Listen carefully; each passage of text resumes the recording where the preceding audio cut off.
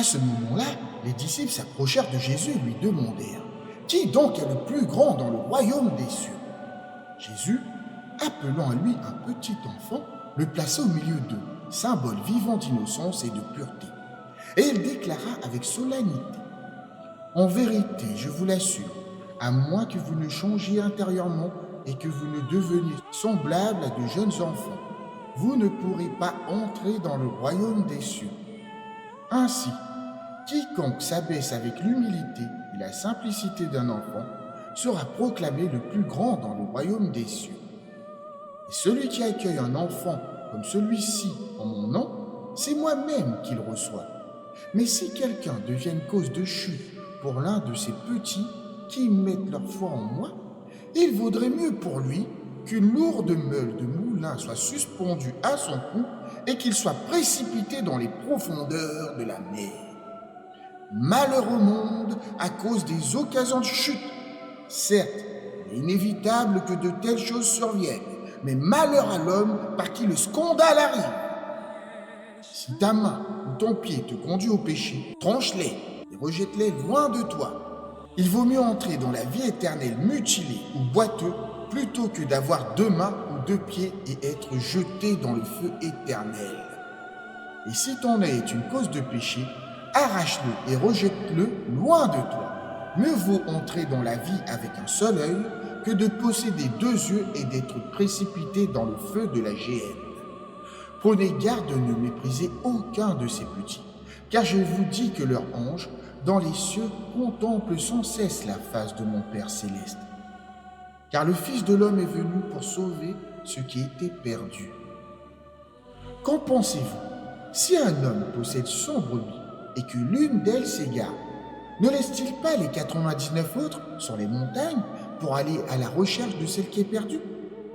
Et s'il la retrouve, en vérité, je vous le dis, il se réjouit davantage de celle-là que des 99 qui n'étaient pas égarés. De même, il n'est pas dans la volonté de votre Père céleste qu'un seul de ces petits se perde. Si ton frère commet une faute contre toi, va le trouver et fais-lui part de son tort en privé. S'il t'écoute, tu as gagné ton frère. Mais s'il refuse de t'écouter, prends avec toi 1 ou 2 personnes, afin que tout soit établi sur le témoignage de 2 ou 3 témoins. S'il refuse de les écouter, rapporte l'affaire à l'assemblée. Et s'il refuse également d'écouter l'assemblée, qu'il soit pour toi comme un païen. En vérité, je vous le dis, tout ce que vous lierez sur la terre sera lié dans les cieux, et tout ce que vous délierez sur la terre sera délié dans les cieux. De plus, je vous affirme, si 2 d'entre vous s'accordent sur la terre pour demander quelque chose en mon nom, elle leur sera accordée par mon Père céleste. Car là où 2 ou 3 se rassemblent en mon nom, je suis au milieu d'eux. Alors Pierre s'approcha de Jésus et lui demanda: Seigneur, combien de fois devrais-je pardonner à mon frère lorsqu'il pêche contre moi? Jusqu'à 7 fois? Jésus lui répondit: Je ne te dis pas jusqu'à 7 fois, mais jusqu'à 77 fois. C'est pourquoi le royaume des cieux peut être comparé à un roi qui voulut régler ses comptes avec ses serviteurs. Lorsqu'il commença à compter, on lui amena un homme qui lui devait 10 000 talents. Comme cet homme était incapable de rembourser, le roi ordonna qu'il soit vendu, lui, sa femme, ses enfants et tout ce qu'il possédait, afin d'acquitter sa dette. Le serviteur, tombant à genoux, le supplia: Seigneur, aie patience envers moi, et je te rembourserai tout. Rempli de compassion, le maître annula la dette et le laissa partir libre. Mais à peine sorti, ce serviteur rencontra un de ses compagnons qui lui devait 100 deniers. Il le saisit à la gorge et lui dit: Paie-moi ce que tu me dois. Son compagnon, tombant à ses pieds, le supplia: Aie patience envers moi, et je te rembourserai. Mais il refusa et fit jeter son compagnon en prison jusqu'à ce qu'il eût payé sa dette.